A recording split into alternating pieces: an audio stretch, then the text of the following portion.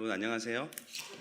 오늘 특별히 이번 주 다음 주는요 저희가 성경적 경제관에 대해서 같이 좀 함께 보려고 합니다.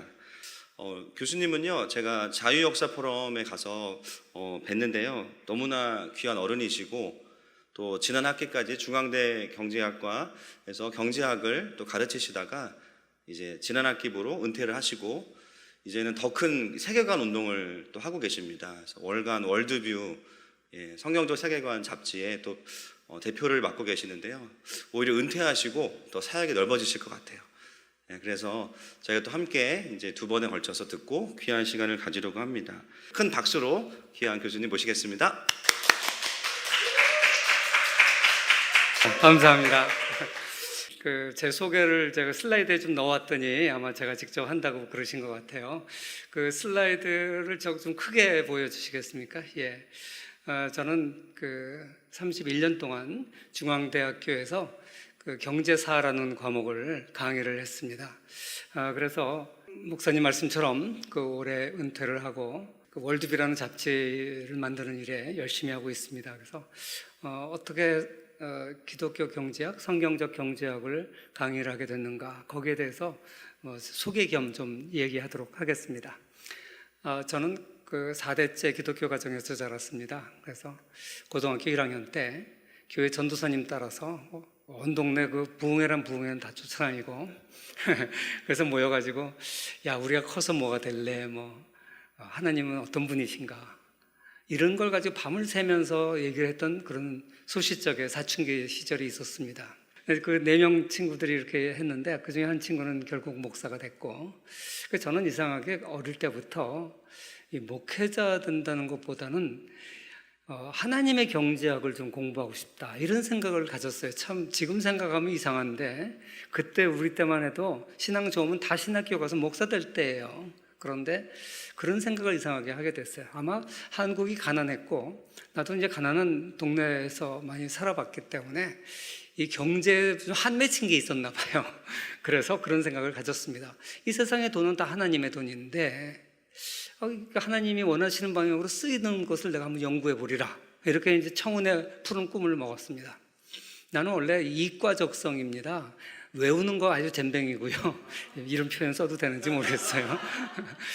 그리고 이제 뚝딱뚝딱 만드는 거 좋아하고 수학 좋아하고 과학 좋아하고, 그래서 이과적성인데 하나님의 경제학을 공부하겠다는 게 문과를 가야 되잖아요.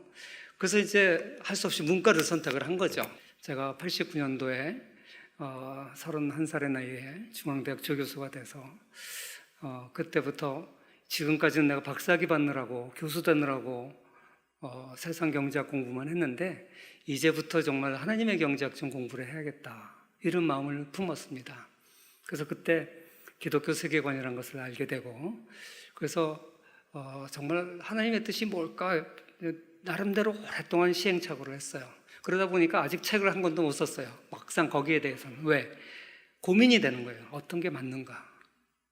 이제 은퇴를 했으니까 이제부터 좀 쓰려고 그러는데, 항상 저는 살아오면서 하나님이 안 쓸 수 없는 방향으로 몰고 가시더라고요. 그래서 지금 주일학교 교재로 경제학, 기독교 경제학을 쓰고 있습니다.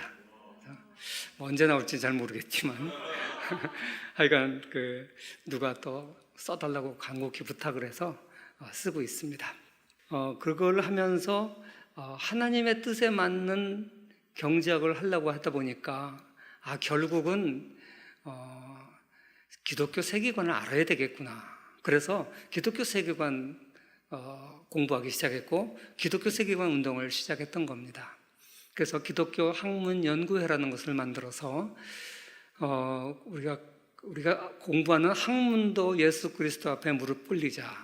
그러려면 하나님의 뜻에 맞는 학문을 연구해야 된다, 그런 뜻으로 이제 기독교 학문 연구회를 만들었고, 그래서 1989년에 10명의 교수들이 모여서 결성을 했습니다. 그때 제가 나이가 제일 작았는데, 그래서 이제 2년씩 쭉 회장하고 제가 마지막 회장을 2000년도에 했는데 더 이상 물려줄 사람이 없어서 12년을 회장을 하다가 2013년에 그 단체를 사단법인으로 키우고 제가 이제 후배한테 물려줬는데, 월드뷰라고 하는 잡지를 제가 창간을 했어요. 그런데 맡을 사람이 없어서 돈도 많이 들고 그래서 할 수 없이 제가 지금까지 그 잡지를 발행을 하고 있습니다.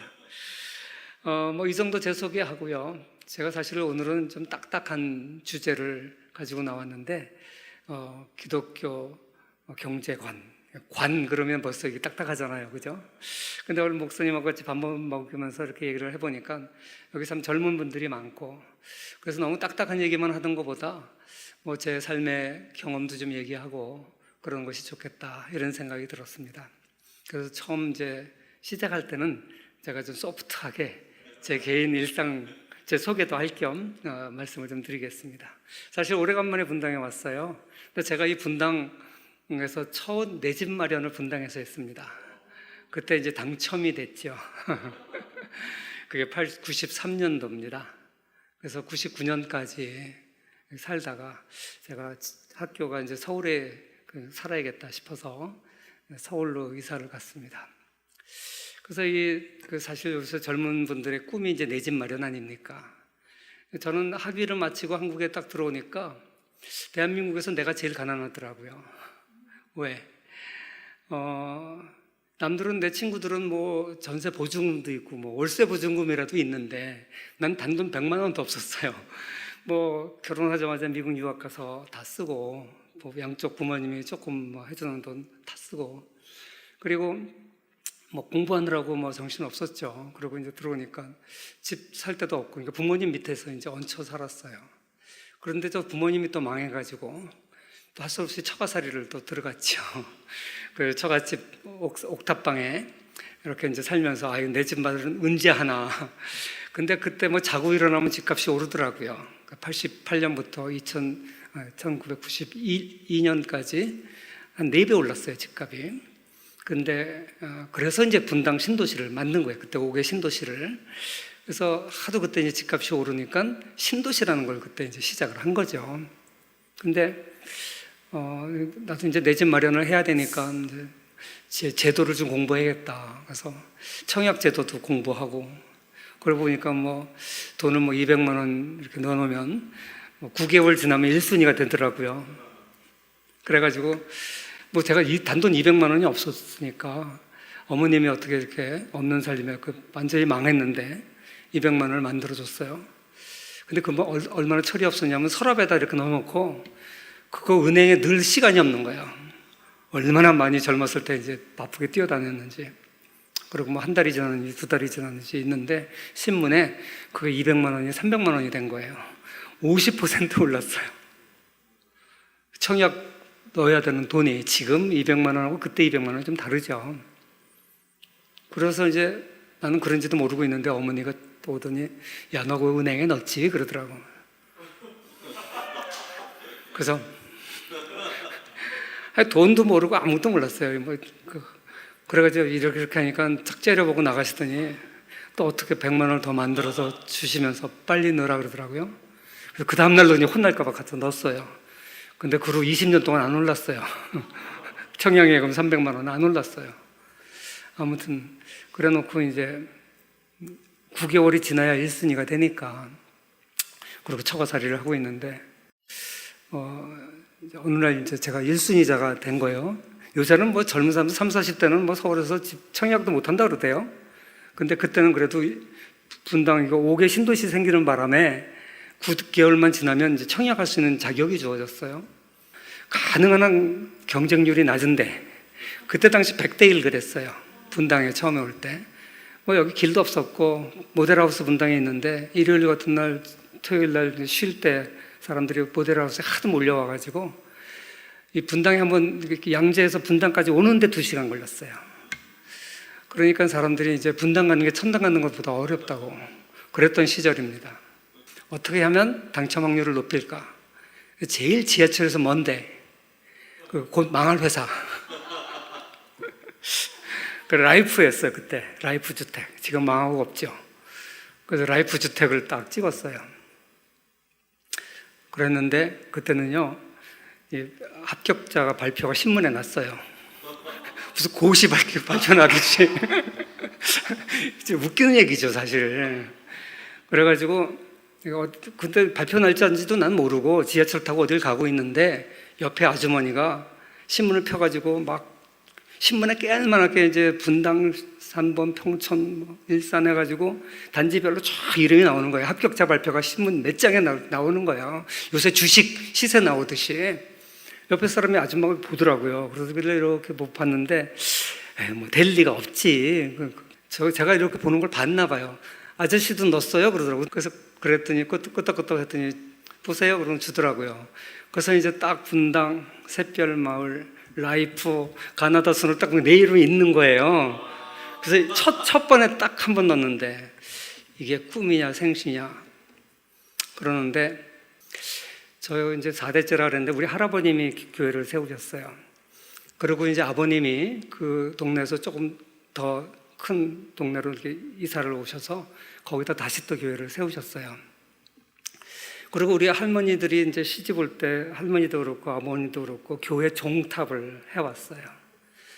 그래서 우리 그 할머니가 해오신 교회 종탑이 일제시대 때 말기에 그 교회 종까지 다 뺏어갔어요. 쇠붙이 폭탄 만들고 대포 만든다고. 그래서 할아버지가 그거 안 뺏기려고 뒷마당에 파고 묻었어요.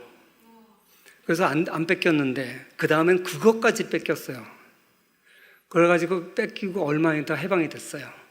그래서 이제 경찰서에 가니까 뒷마당에 잘라서 쪼개져 있더래요. 무거우니까 이 사람들이 짜게 가지고. 그래서 찾아왔다 그러더라고요. 그리고 저희 아버님도 평생 이제 뭐 교회를 한번 할아버지가 했듯이 교회를 세우고 싶어 하셨어요. 근데 아까도 얘기했지만 제가 미국 유학 갔다 오니까 쫄딱 망했더라고요.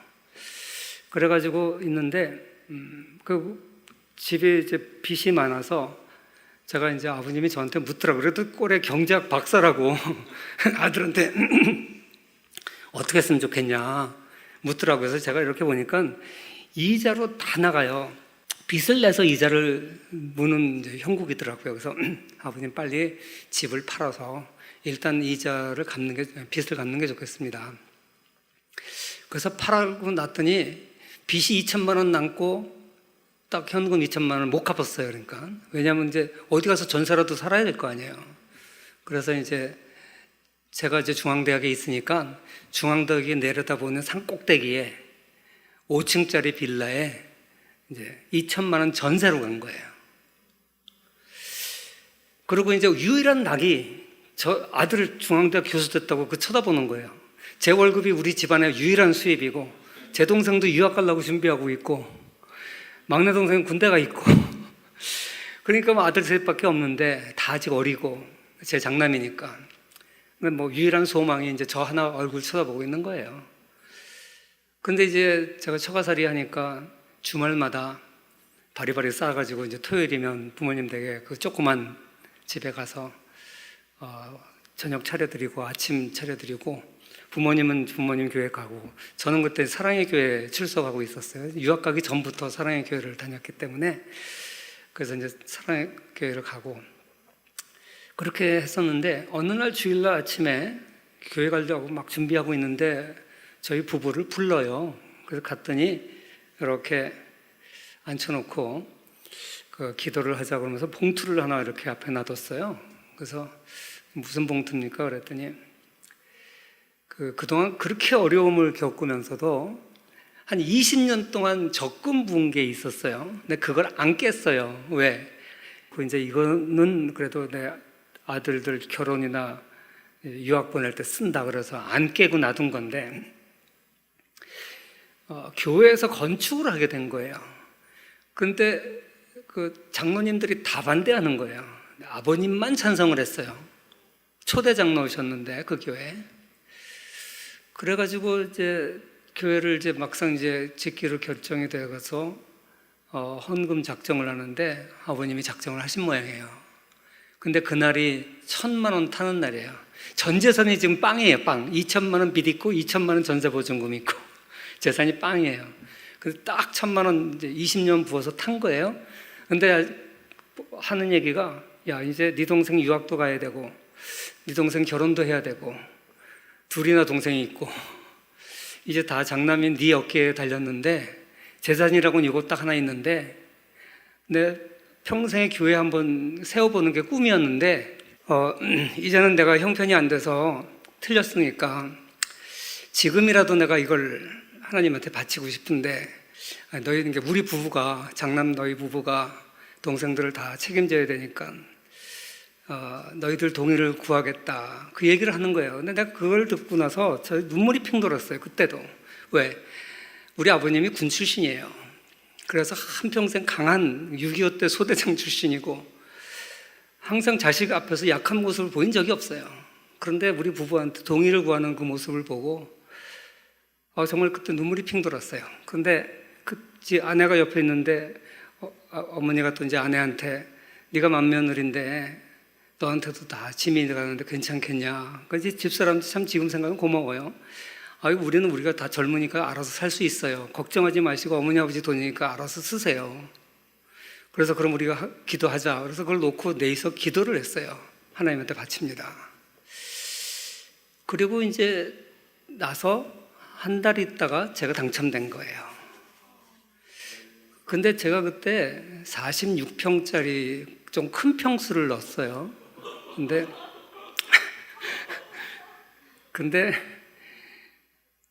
괜히 평수 얘기했네. 근데 그게 1억이 안 됐어요. 그게 1억이 안 됐어요. 중요한 건 그때 붙는 돈이 1억이 안 됐어요. 그런데 딱 당첨되고 나니까 피가 2억 붙더라고요.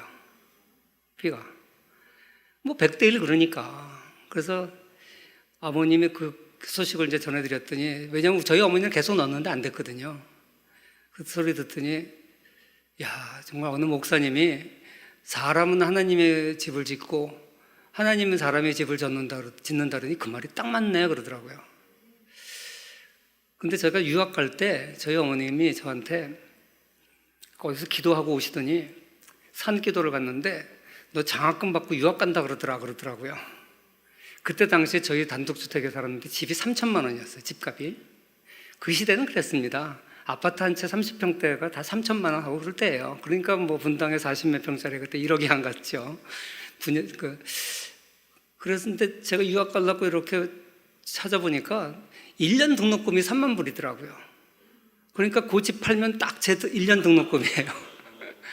내 동생들도 줄줄 있는데 집을 팔 일도 없고, 내가 이거 어떻게 유학을 가나. 그러고 이제 고민을 하고 있는데, 어머님이 어디서 이제 산기도 갔다 와서 그 얘기를 하시는 거예요. 그래서 내가 우리 어머님 또 기복신앙이 발동했구나.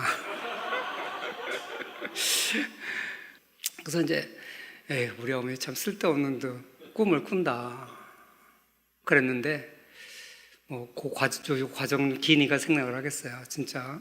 그 얘기를 하고 1년이 안 돼서 제가 미국에 유학 가면서 100% 장학금 받고 생활비까지 받고 4년 3개월 동안 석박사 하면서 미국에 단 1달러도 등록금을 안 내보고 첫 학기부터 생활비 받으면서 유학을 갔어요. 근데 오늘은 이제 사실 저는 전혀 이런 얘기 하려고 안 했어요. 목사님이 시킨 거 정말 아닙니다. 근데 제 감동에 이렇게 지하에 교회를 오면서 젊은 분들이 많고 그래서 갑자기 제가 젊은 시절 얘기를 하고 싶더라고요. 그래서 제가 오늘 강의 슬라이드 1페이지도 시작 안 했어요. 당첨이 되고 나니까 2억이 벌리는 거잖아요. 그러니까 우리 어머니가 헌금한 거 20배 한 달 사이에. 그랬더니 우리 부모님이 또 너는 잘난다 그러면서 우리 것도 네가 좀 넣어라 그러더라고요. 그래서 그러죠 뭐. 그래서 저는 4차에 된 거고 우리 어머니는 1차부터 계속 넣었는데 안 돼서 5차에 제가 넣었어요. 또 연구를 했죠. 지하철에서 제일 멀고. 그래서 저희 어머니 아버지는 지능아파트라고 지금 임해역 앞에, 그때는 임해역이 없었어요. 야탐역 다음에 바로 저기 서현역이었어요. 그 사이에 임해역이 나중에 생긴 거거든요. 그러니까 굉장히 지하철에서 멀죠. 딱 거기를 넣었어요. 또 됐어요. 그래서 딱 몇 달 사이에 아버님, 어머님이 헌금한 거에 몇 배가 벌린 겁니까? 저는 솔직히 제가 지금 그런 상황이면 헌금할 수 있을까? 저 같은 게 합리적인 거 맨날 따지는 사람은요, 헌금 못 해요.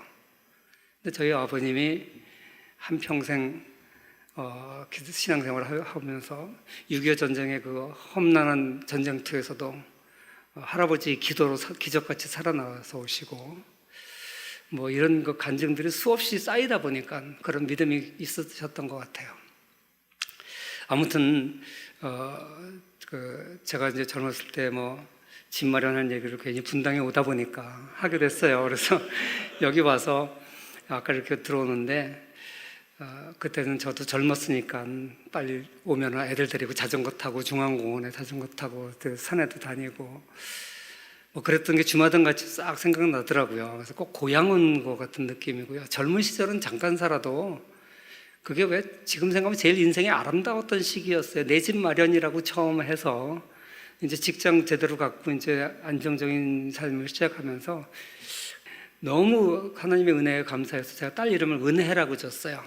그때 딸도 생기고 그래서 너무 행복한 시절, 그리고 없는 살림에 당첨은 됐지만 뭐 다 빚이고 가구 하나 사는 것도 돈이 없어서 맨날 그 중고 옷만 사고 그러면서 하나하나 이렇게 사 모으고 했던 그 젊을 때 고생했던 그 시절이 정말 그 아름답고, 그래서 분당에 오면 더 제가 고향 온 것 같고 그렇습니다. 그래서 오늘 이렇게 분당에 와서 좋은 곳에서 여러분들 만나서 이렇게 제 간증을 하게 될지 전혀 몰랐는데요. 그럼 제 재미없는 강의를 시작하도록 하겠습니다. 혹시 강의하다가 너무 재미없으면요 얘기해 주세요. 그럼 제가 간증으로 돌릴게요. 제가 간증을 한 2-3시간 할 수 있어요. 자, 그러면 저기 슬라이드를 좀 띄워주시기 바랍니다. 나머지는 뭐 이게 제가 발행하는 잡지사 선전인데 다 넘어가겠습니다. 저 월드뷰 잡지인데 홈페이지에 보시면 저 잡지가 나옵니다. 저 잡지는 무슨 신앙 생활하기 위한 잡지는 아니고 크리스찬이 이 세상을 살면서 어떤 관점으로 세상을 바라봐야 되느냐, 거기에 대한 잡지예요. 근데 이런 잡지가 그렇게 많지 않죠. 옛날에 빛과 소금이 좀 비슷한 성격이었던 것 같습니다.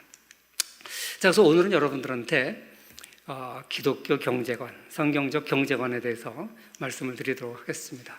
이 목차를 보면 재미가 하나도 없어요, 그죠? 문화 배경론, 무슨 지배론, 뭐 이런 거예요. 그래서 이게 되게 재미가 없는데 가능한 한 재미있게 얘기를 하도록 하겠습니다. 제가 경제관 강의를 한다 그러면 주로 사람들이 물어보는 게 지금 아파트 팔 때예요, 살 때예요, 뭐 어디 사면 돼요, 뭐 주식 사도 돼요, 뭐 이런 거 물어봐요. 다음 주에 혹시 그런 질문 하지 마세요. 전 쪽집게가 아닙니다. 제가 하나님의 은혜로 분당에 입주한 거지 무슨 쪽집게라서 입주한 게 전혀 아니고요. 그리고 하나님의 백으로 된 거지 제가 한 거는 조금 경쟁률 낮춰드린 것밖에는 제가 한 거는 없습니다. 그래서 오늘 이제 이 얘기를 조금 이제 하나씩 하겠습니다. 서론적으로 먼저 우리 크리스찬들이 세상과는 좀 상당히 이제 다른 현실을 살고 있어서 그 얘기부터 먼저 하겠습니다. 우리는 교회에서 경제관이다 얘기하면 두 가지 극단으로 좀 갈리는 것 같아요. 한쪽은 너무 뭐 헌금, 11조 뭐 이런 것만 이제 한쪽으로는 너무 성스럽고 이런 교회 안에 돈만 생각하고요. 또 어떤 분들은 모이면 뭐 목장 모임, 셀 모임 이런 거 하면 뭐 성경 공부 끝나면 바로 아파트 시세부터 들어가요. 서론적으로 먼저 경제 문제가 왜 우리에게도 중요하냐. 뭐 크리스찬들이 과거에는 돈 얘기하면 그 뭐 세속적인 얘기를 하냐 그랬죠. 그래서 이게 세속적인 얘기지만 왜 우리가 경제 문제에 기독교인이 관심을 가져야 되느냐, 그 얘기를 좀 하도록 하겠습니다. 그 이유는요, 안 먹으면 못 사니까 그래요. 우리가 숨쉬기 운동만 해도 싹 영양 보충이 다 되고 천사들처럼 팔락팔락 날아가 다닐 수 있으면 얼마나 좋겠어요. 뭐 곰처럼 겨울 내내 자고 안 먹어도 되는데 왜 하나님이 이렇게 하루 삼시세끼를 먹게 만들어 놨는지. 이게 안 먹고 살 수만 있으면 얼마나 좋겠어요. 그런데 우리가 안 먹고 살 수 없기 때문에 경제 문제가 생기는 거예요. 여러분들 고등학교 때 배우셨잖아요. 경제 문제 왜 생기냐 그러면 교과서에 희소성의 원칙 이런 거 나오잖아요. 인간의 욕망은 무한한데 재물은 한계가 있어요. 그러니까 희소한 거죠. 그러니까 누구에게가 나눠줘야 되고 경제적인 고려를 해야 되는 거죠. 뭐 이런 것 저런 것 때문에 경제 문제가 생기는 겁니다.